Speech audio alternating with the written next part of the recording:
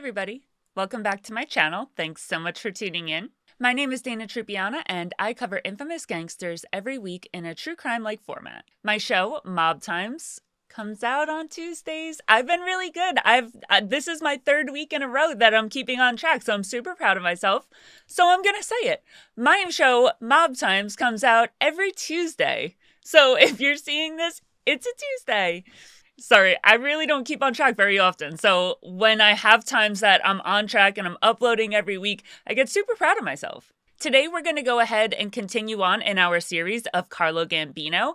And as I'm getting through the information, it's looking like this is only going to be a 3-part series, which is really cool because we had Angelo Leonardo, that was a 5-part, and we had O.J. Simpson, that was 5 parts. So if I can condense this into only 3 parts, I'll be super happy about it, especially since Carlo Gambino isn't my favorite person in the world. Super interesting guy. Not really a great one, though. So we're shooting for 3 parts here, and I think I might be able to get a bulk of everything into today's episode, which is really cool. I put out the first episode of the series last week, and as much as I love going through the history of the Mafia as a whole, and going over broad subjects like the Mafia Camorra War and the Castello Merisi War and all that, I'm actually pretty excited to get down into Carlo Gambino himself today, and what he was actually doing, and that's what we're going to be doing this week. So let's go ahead and get into that, shall we?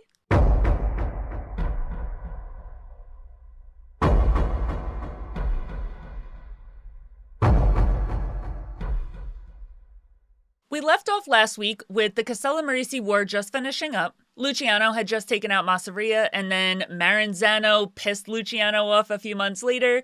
So Luciano went and got with Gambino, and the two of them worked together to take out Maranzano. We all agreed on the idea that the night of the Sicilian Vespers was not what Hollywood trumped it up to be. The way that Hollywood portrayed it was that the night that Salvatore Maranzano had been killed, they just went on a killing spree and killed every single person of that entire generation and just got rid of the entire Mustache Pete population in one night, which came to be known as the night of the Sicilian Vespers. But a lot of historians have actually gone back in archives and looked into it, and we don't think that that's what really happened. We think more than likely what happened is that those killings had been spread out throughout the Castello Merisi War, but it's just a lot more dramatic for Hollywood to say oh yeah, there was this one day. But that's not Luciano's style so much. He doesn't really like the flair for the dramatics. And if he went on a killing spree and killed 30, 40 dudes in one night, which I think that there was reports that up to 100 people had been killed.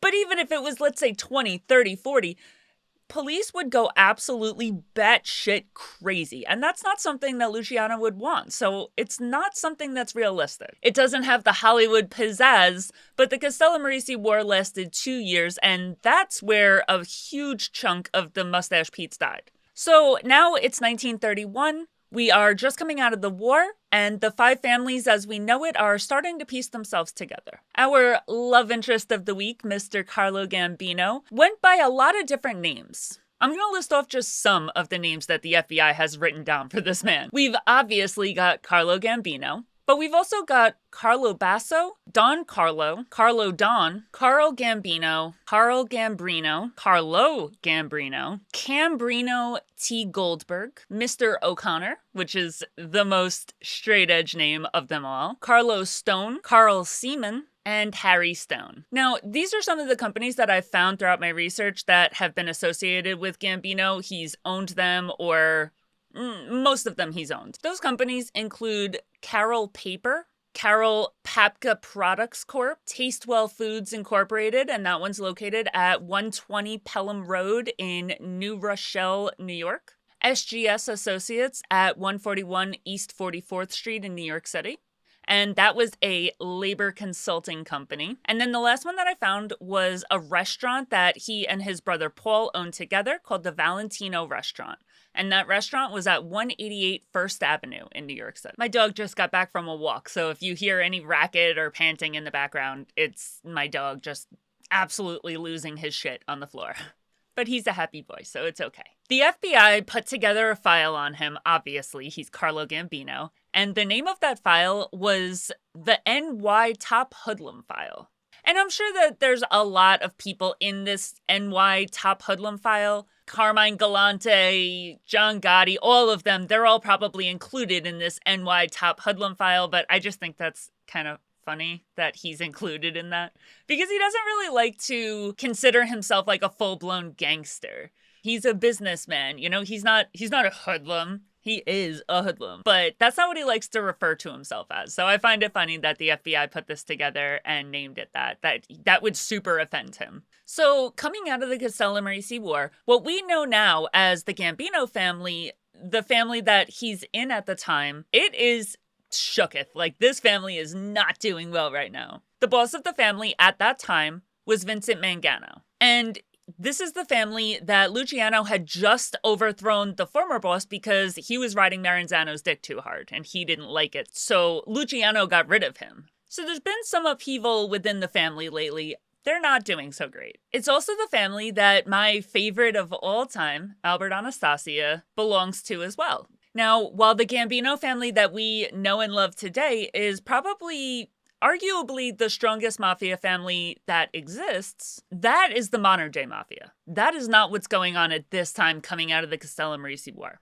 Back then, this family are actually pretty small time. They're really not that big at all. While Albert Anastasia was a very big deal, and Albert Anastasia would go on to lead Murder, Inc., that would come out of this family, and Carlo Gambino would come out of this family, and he would arguably turn into the most powerful mafioso of all time. Both of these powerhouses are in this family. But the family as a whole, just because those two people are in it, that doesn't make them a big family. They really aren't that big. And that's hard for us to wrap our head around because we know them as the Gambino family. That's not what they were back then. Now, physically, Carlo himself was very far from what you would expect your typical mafioso to look like. When Joe Bonanno talked about Carlo Gambino in his book, he described him as a squirrel of a man, a servile and cringing individual. And now I don't think that that's true at all. I don't think that was ever true at any time in Carlo's life. But he was kind of tiny. Like, he was 5'7", very skinny, not what you would expect someone of his magnitude to look like at all. And it makes sense that Joe Bonanno would absolutely despise Carlo Gambino. He wouldn't go to war with him or anything because he was a very powerful person. But let's not forget that Joe Bonanno comes after Salvatore Maranzano. The entire book that Joe Bonanno wrote was pretty much like the first third of it was just an homage to Maranzano. And Gambino had a pretty strong part in getting rid of Maranzano. So you could see why Joseph Bonanno would have a little bit of a grudge against him. Gambino would catch his first and only charge that would ever stick to him, ever, in 1937. He was convicted of tax evasion, and that was in connection to bootlegging that he's doing at the time. Now, notice how I said the first charge that stuck. It's not the first time that he was charged with anything, by far. It's not the first time that cops came after him or tried to get him on something, arrested him. Absolutely not. It's just the only time that they got a conviction. They got a guilty verdict, and it's the first and the last time. The only time in Carlo Gambino's life that a jury of his peers would say guilty and he was sentenced is this time in 1937. Throughout his life, there would be multiple occasions where he was ordered to be deported, and you could kind of look at that as like a guilty plea, but that's not actually criminal charges. It's more of like a, do you even go here? No, you don't. We don't want you here. Get out. Type of thing. It's not something that they ever got him on. They just knew he was a bad person, knew he was doing bad things, and didn't want him here anymore. The reason that they kept coming after him for deportation was because they knew that he's doing all this wild, crazy shit, but they couldn't ever get anything to stick to him. So they just wanted to get him out of America. Like, we know you're killing people, we know you're running empires, we want you gone. And they never did. He died on his house on Long Island. Now, as you make your way through the FBI file, you're going to find a lot of really cemented facts about Gambino. So I want to go through a few of them here. I know that we already did an intro to Gambino on part 1, but I just want to restate it because I might have missed a few things. I might have incorrectly stated a few things. I didn't look at this FBI file paperwork, until I made this episode, so I just want to re-review. This is what the FBI says about him. The FBI says that Gambino entered the United States on December 23rd, 1921 at Norfolk, Virginia, and he came aboard as a stowaway on the SS Vincenzo Florio. He was granted a pre-examiner's hearing at the U.S. consulate in Montreal in Canada, and he was refused entry and refused a visa on July 29th, 1935. And he was ordered away from the United States. They were like, absolutely not. No. We don't want anything to do with you. Go back to Italy. Do not press go. Do not collect $100. Straight back that way. But did he listen? Absolutely not. And he re-entered the United States at Rouse's Point in New York on July 29th, 1935. At that port of entry, he was given another pre-examiner's hearing, and at that point, he was granted entry into the United States. And remember, this is 1935. They don't really have communication with each other. So the fact that he had been turned away in Canada was not picked up when he came to New York because they didn't talk to each other. There's no such thing as phones. There is, but they're very limited. Very few people have them, and if they sat on the phone for every person that was denied entry at that time, they would never get anything done. So he got in. A warrant was issued for his arrest on November 13th, 1930, because he entered at the port after being denied entry in Canada and still had no legal right to be in the country. But this warrant was canceled on January 21st, 1937. So he had this warrant for 7 years. After that point, when he was arrested and charged in 1937, they completely left him alone all the way up until the Appalachian meeting in 1957, as far as deportation proceedings go. Gambino never received a visa or any kind of legal ability to stay in the United States in his entire life. He did have an alien registration number, but he was illegal here the entire time he lived here. He was married to Catherine Castellano, who was 19 years old on December 5th, 1957. Before he married her, he was living at 664 East 182nd Street in the Bronx, and he was working as a butcher while he was living there. His mother, Felice Castellano, and his father, Tommaso, were still in Italy at 140 Via Mantia in Palermo, Italy. Before getting married, Catherine had been living at 1692 83rd Street in Brooklyn, and her father, Joseph Castellano, and her mother, Concetta Casado, lived at other locations in New York. This was the first marriage for both parties, and there was 2 witnesses at their wedding, P. Gambino and P. Castellano, who we would obviously assume is none other than the Sparks Steakhouse victim, Paul Castellano, and Gambino's brother Paul, who he would go on to open a restaurant with. When they got married, the 2 moved into Carlo's home at 664 East 182nd Street in the Bronx, but they had moved to 1692 83rd Street in Brooklyn by the time his daughter, Felicia, was born on September 22nd, 1927. So it looks like when they had their first daughter, they moved in with Catherine's parents, because that's the location that she had been living before. And they were still at that location when Joseph was born on March 28th, 1936, and Carl all the way in 1957.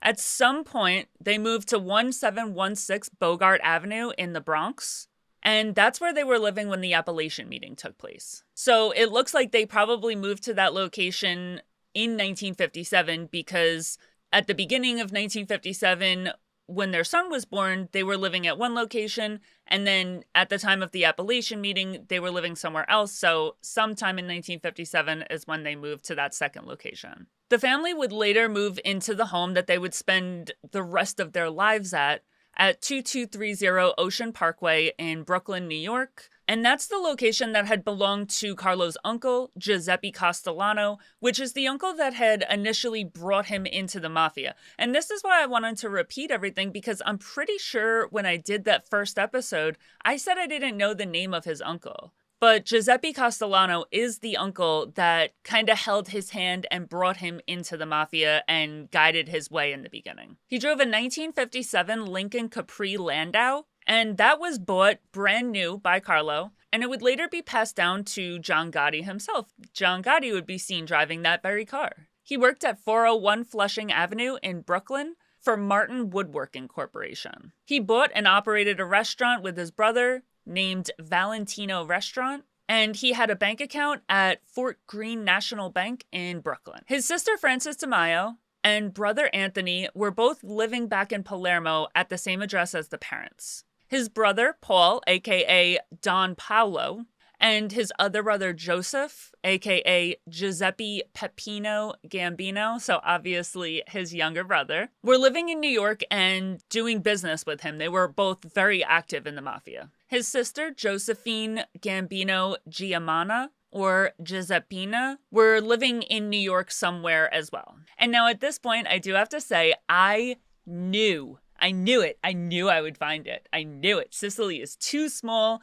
From where they're from and where my family is from is too close together. I thought it was wild that I had searched hard. I went into my heritage. I went into Ancestry. I searched this boy's tree and I couldn't find anything. I gave up. I was like, all right, maybe the 2 miles away was just too much distance. There must not be anything. There's no common ancestors, no common names, nothing. But I still had a feeling that if I kept digging and kept digging, I would find it. But honestly, it just really wasn't that important to me. I wound up connecting with other members of my own family that I was able to establish DNA connections with. And that was really cool. So when I found that, I was kind of like, nah, I don't really care so much if I have familial bonds with Carlo Gambino. It doesn't really matter. But when I found the DeMaio, I knew I had it. Because DeMaio is one of the biggest names in my family tree. The real last name, and they use Maio or De Maio as like an alias, but the real last name is DiMaggio, the same one that was a pro baseball player and from a small fishing town in between Palermo and Cinisi. So I just wanted to bring it up that I found it interesting because I looked all throughout Gambino's family tree. I could not find the connection. I couldn't do it. But when I started looking at the FBI documents, I found it. And I find it super interesting that I got interested in my own family tree because I was looking at Gambino's tree and I was like, there's no way it doesn't exist. And I couldn't find it. And then I open up the FBI documents and there it is. His sister is married to someone in my family tree somewhere, way far back, nowhere. We don't share blood, probably like 6 generations ago. So there's really no connection, but I find it funny that when I was looking at the actual tree, I couldn't find it, but I could find it in the FBI documents. So anyway, let's talk about this charge in 1937. He was arrested on October 8th, 1934, July 19th, 1937, and then again on October 29th, 1938. And it's all involving alleged conspiracies to violate the IRS laws by possessing, diverting, and transporting untaxed alcohol. The charges on October 8, 1934 were dismissed by the commissioner on December 14th, 1934. So he only had those charges pending for 3 months. The FBI's file in Part 3 on page 29 details all of his arrests, the extradition attempts, the schemery, everything. So if you want to check out exactly where I'm getting this kind of stuff, that's where you're going to find it. The charge that stuck was the one that was levied in Pennsylvania. He was arrested on June 17th, 1937 in Philadelphia, and he was sentenced to 22 months at the federal penitentiary in Lewisburg, Pennsylvania on May 23rd, 1939. At the end of the day, his sentence was suspended and he never actually ended up spending any significant amount of time in jail, even with that charge that stuck. Now, one thing I do have to say about Gambino is that he might be one of the smartest people that ever lived. He wrote the rules well before I started telling them to you. So when I'm telling you things on here, know that they're coming straight out of the horse's mouth, okay? This FBI paperwork is proof that everything I've been telling you, he told you first. The first rule is a rule that I tell you guys over and over and over. Never speak to the police. Ever. Ever. Don't talk to them in court. Don't talk to them at your house. Don't talk to them at the precinct. Shut your mouth. Shut the fuck up and let your lawyer talk to them. Oh, you're innocent. You know that and you have absolutely nothing to hide.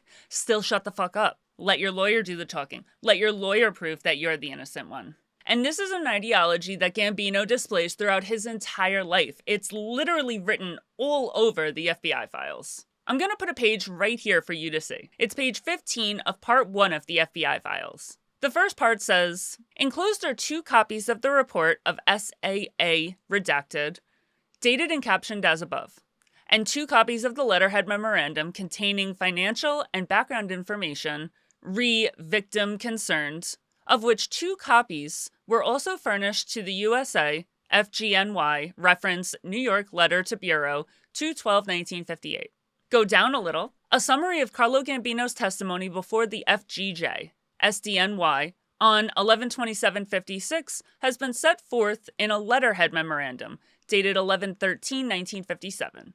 The next line ends, Carlo Gambino refused to be interviewed. Therefore, it is not contemplated that they will be interviewed in regard to this case. So, there you have it, folks.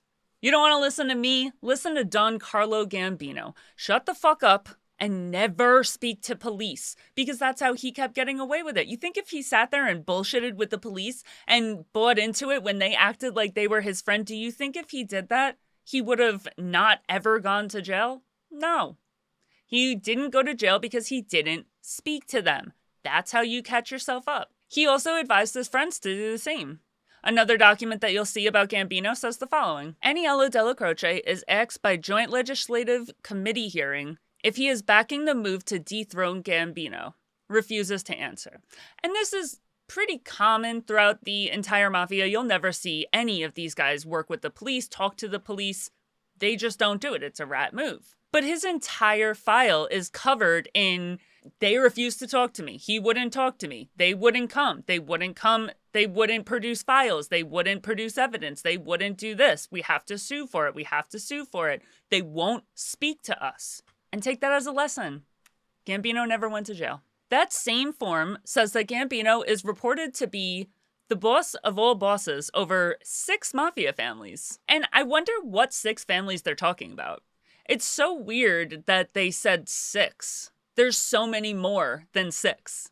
Maybe they're talking about the 6 New York families? The 5 in the city and then the 1 upstate? They just don't give any respect to Chicago, Florida, Los Angeles, Detroit, St. Louis, Cleveland, New Orleans, the tons and tons of families out there. Like, no, fuck them. Just the 6. Only New York. That's all that matters. Okay, cool. Fuck Gambino and fuck his right to be boss over the entire mafia. He's only the boss of those 6.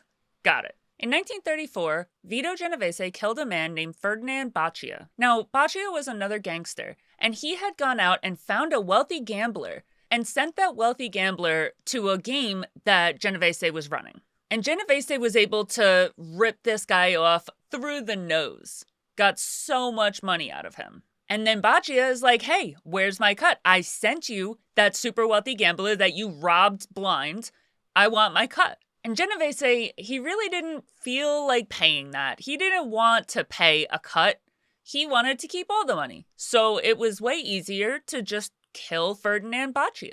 The problem with that is that he got caught. Police knew that it was him that killed Baccia. They knew it. They knew it and they could prove it. He was days away from being brought in by the police, and the day that he got brought in, he would never see freedom again. So he had no choice but to cut and run. So he flees and he heads for Italy. Now, Genovese goes to Italy and he stays holed up in Italy until he was captured and returned back to the United States. So he didn't come back to the US of his own volition. He was extradited.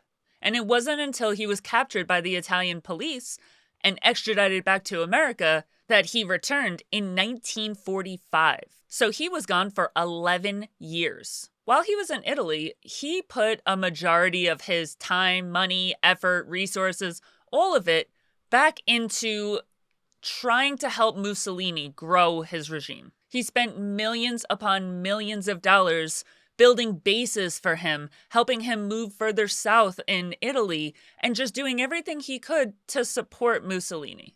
Another thing that he really liked to do during this time was do anything he could to fuck with the United States troops that were coming through, and they were making their way through Italy to try to get to France, because this is during World War II. While Luciano is in jail in the United States, and he's helping the United States win World War II, helping the US soldiers make their way through Italy by speaking to the mafia, speaking to the public, paving the way for U.S. troops to make their way through Italy without having to fight the civilians. Genovese's on the other side of that war. He did everything he could to help Mussolini maintain his regime, not allow the U.S. to take over or win, and he didn't want to see Italy flip sides and get on the side of the United States.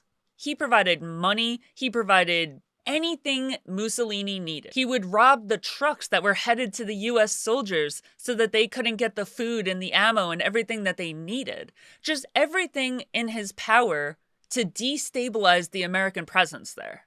And again, he's the only one fighting this war because Luciano had already paved the way. Italy is fine with the US soldiers coming. The only people that the US soldiers are fighting is the Italian police or the Italian military. They're not fighting the citizens because Luciano had already taken care of that. So it's the Italian police, the Italian military, and Genovese fighting the US soldiers.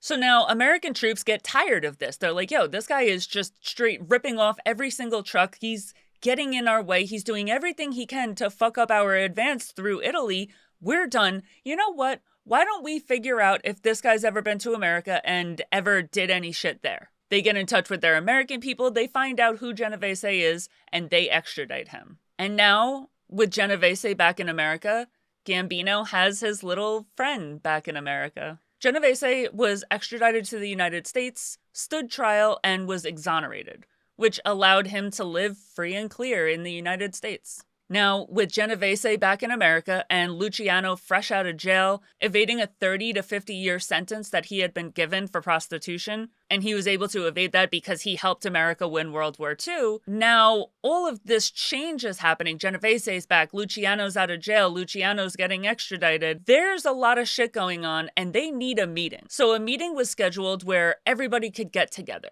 The who's who of the mafia, and obviously that includes Gambino, converged in Havana for the Havana Conference on December 22nd, 1946 at the Hotel Nacional de Cuba. Now, at this meeting, Genovese, he just went there and he bitched and he moaned and he griped and he got in Luciano's face and just complained the entire time, begging this man to take back the title of Capo di Tutti Capi. And since he was no longer allowed in America, well, it would just make sense to let Genovese be the acting Capo di Tutti Capi. Now, let me remind you how crazy this is. Genovese is not even the boss of his own family. He's in a family that currently has a boss. The boss of his family is Frank Costello. So Genovese not only wants to be made the boss of his own family, but he wants to be made the Capo di Tutti Capi. And mind you, making Genovese the boss of his own family means casting aside Frank Costello, the one that had been best friends with Luciano since way back in the day. Like, they worked under Arnold Rothstein together. Costello had made probably more money than anybody else in the mafia at that time. Definitely a top-earning mafioso. And Costello worked really well alongside Anastasia, the man who literally fought World War II for Luciano, ran Murder Incorporated, made sure that when over 10 Jewish gangsters were sent to the electric chair after the fallout of Murder, Inc., not one Italian gangster was. And pretty much never left Luciano's side ever.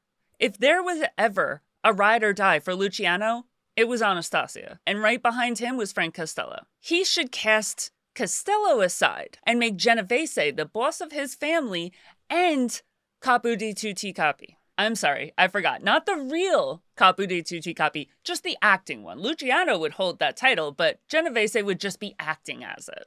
And this is just a tiny little piece of why I hate Genovese as much as I do. I literally put a video out named Why I Hate Vito Genovese as much as I do. Obviously, Luciano did not do this. And I even read somewhere that Luciano threw Genovese a beating, like so bad that he needed to take 10 days to recover after receiving this beating from Luciano. So he did not get his way. So I would say that overall, there's 2 years that stick out in Gambino's history as just like really, really big years in his life. The 2 biggest years that I've seen for him are 1951 and 1957. And in those 2 years in particular, shit just went down for him. Lots of drama, Lots of shit going on. So let's go through 1951 and all the crazy shit that goes on in that year, and then we'll go over 1957 in a few minutes.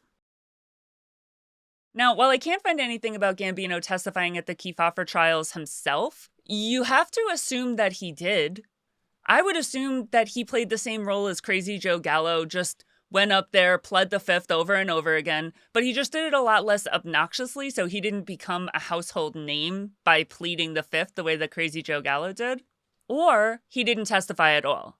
It's entirely possible that he was called to testify and he just played the, oh, I have a bad heart, I'll die if I get up on the stand, just watch, you'll kill me, I'm gonna die any day now, card that he played every other time. So it's entirely possible that he didn't testify at all, but I would be really surprised to hear that they didn't go after him at all to testify, and I can't find anything about him in the Kefauver trials. But either way, whether Gambino took the stand or not at the Kefauver trials, the Kefauver Committee trials had a huge impact on every single person that had any involvement in the mafia. This was the trial that shone the most spotlight on the mafia ever up until that point.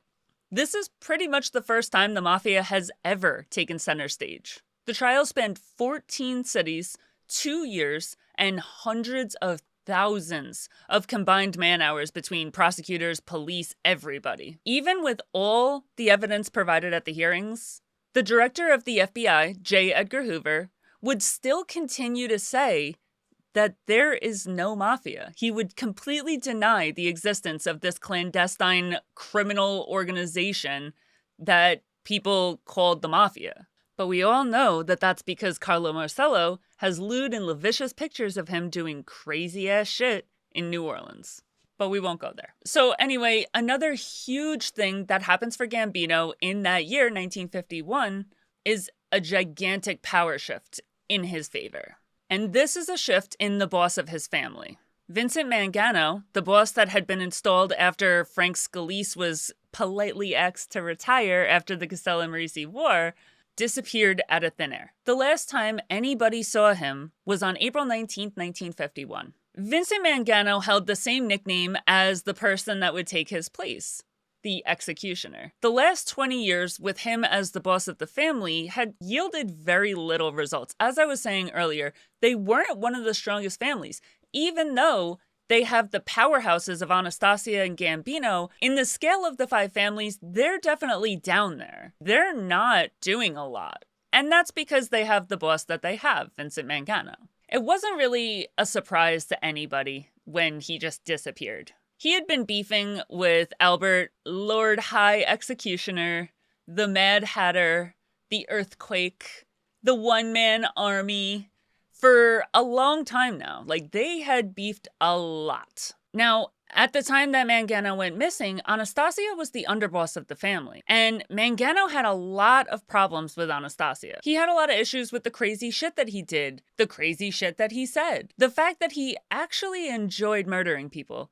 But the biggest beef that Mangano had with Anastasia was how close to Luciano he was. Mangano hated that Anastasia would just go off all willy-nilly and do jobs for Luciano or Costello or any of them. Anastasia belonged to him. And Anastasia never even asked for permission to go do this crazy shit for these other bosses. What is he thinking? Mangano would very rarely get a cut of the jobs that Anastasia would go and do. And Anastasia ran a lot of businesses. And Mangano didn't feel like he was getting his fair share.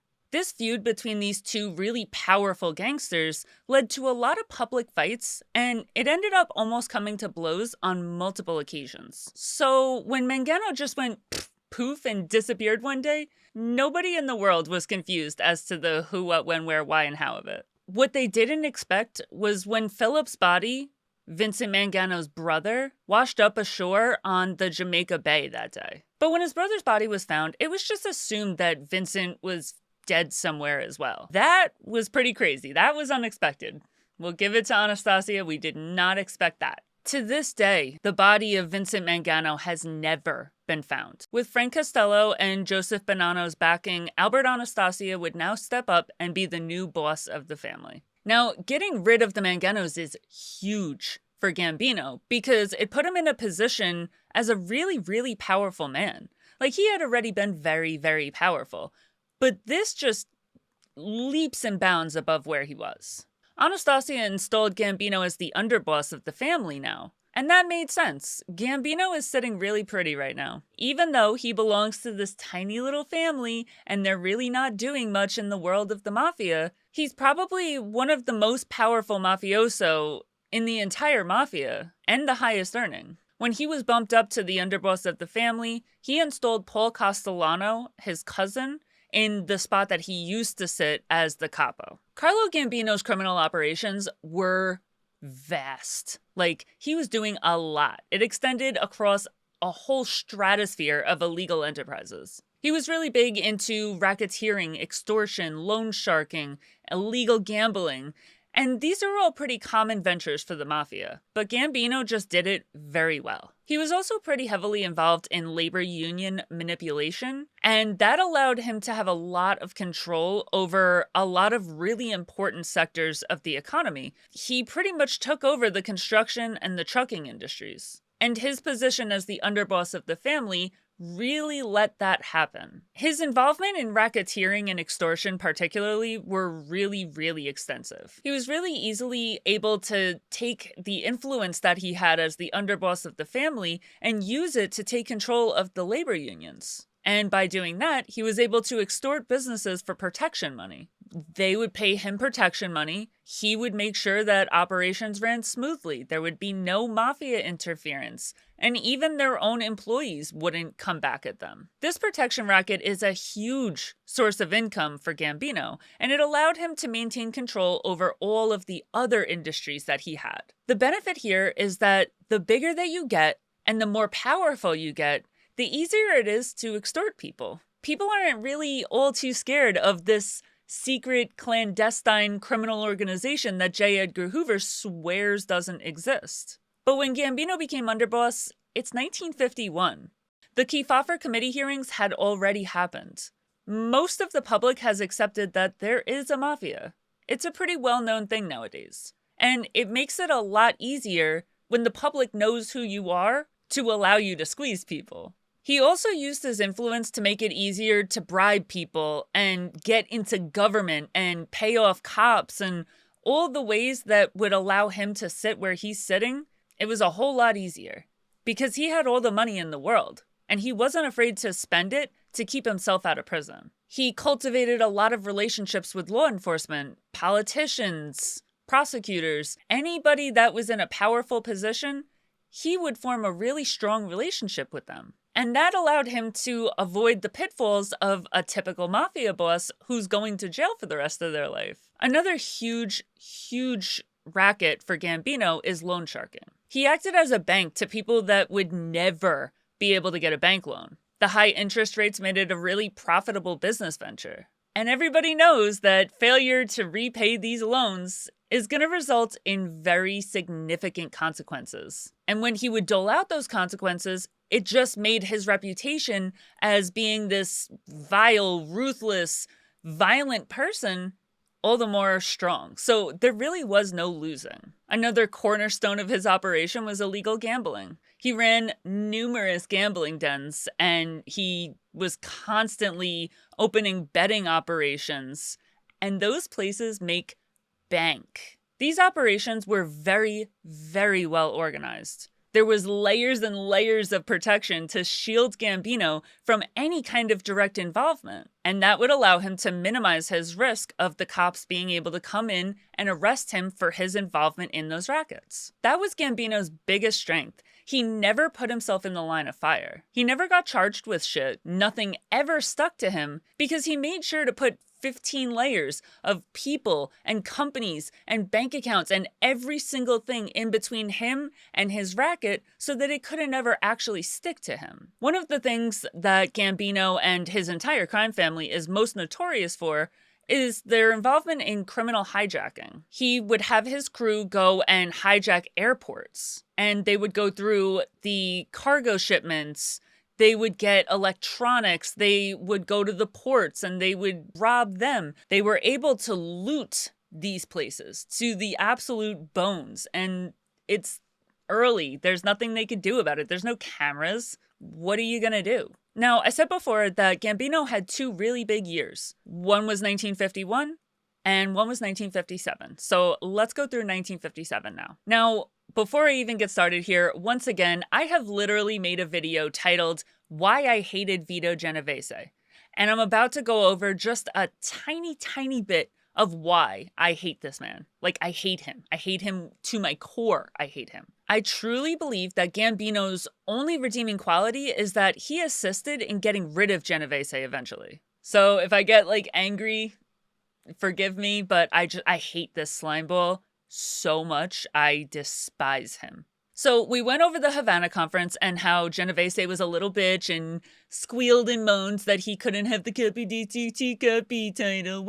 Well, Genovese still has his little panties in a bunch about that. He's in the Luciano family. Frank Costello is the boss of the family, and he's pissed about that. He's pissed that Luciano entrusted the title of boss to Frank Costello and not him. Now, Genovese, never deterred by rules or laws or titles or what the hell ever stands in the way between him and what he wants right now, he decides that he's going to do whatever it takes to get the title of boss of the family. So what does he do?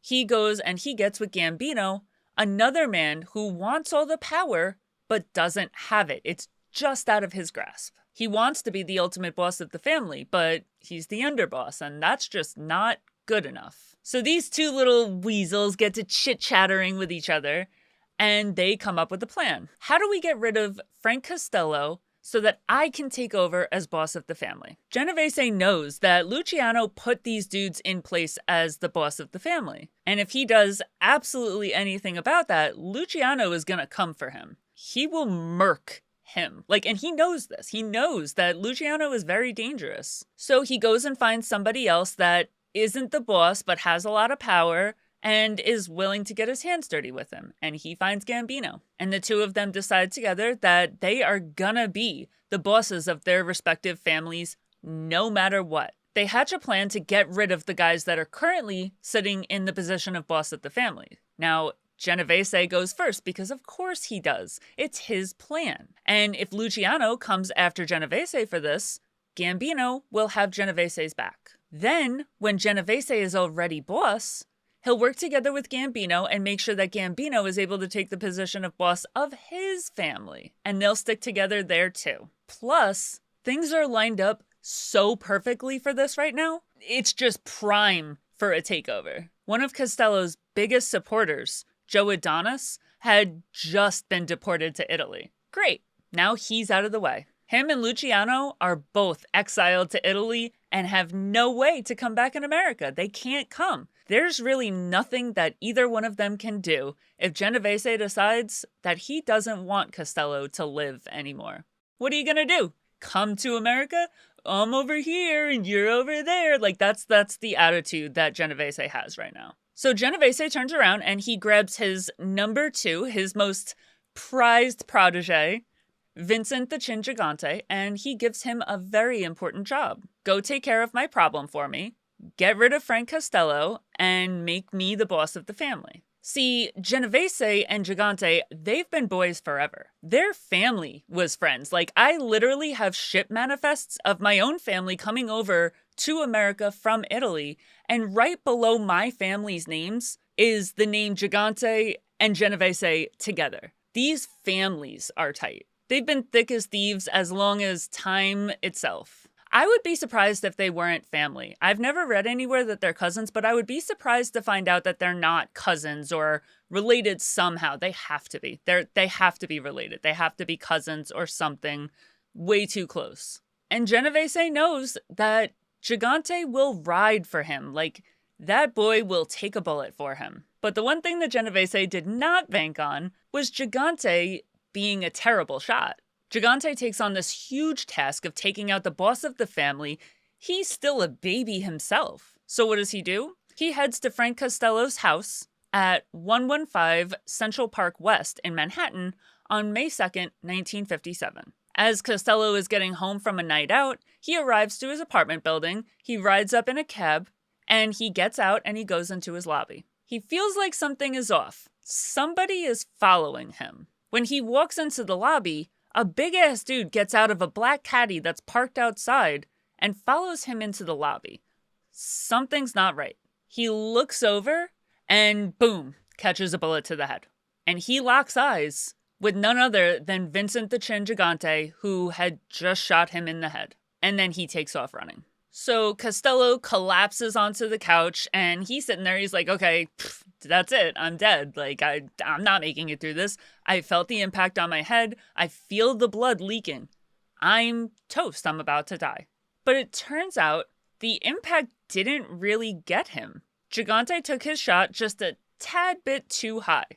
And that led to the bullet grazing the side of his head and skimming his ear. Costello is rushed to Roosevelt Hospital, and there he learns that the bullet curved around his skull from his right ear to his neck and exited without causing any real damage. What a stroke of luck. But between this headshot just being way too close for comfort, plus the police constantly coming at him, he just got out of jail for the Kefauver committee trials, he's in and out of jail, he's in and out of trial, he's getting arrested all the time, it just becomes too much, and he gives up. He lets Genovese take the title of boss of the family that he has just been willing to kill over. One down, one to go. Now, at this point, we have Genovese as the boss of his family, and then Gambino as the underboss of his family, which is currently being led by Albert Anastasia, Mr. Mad Hatter himself.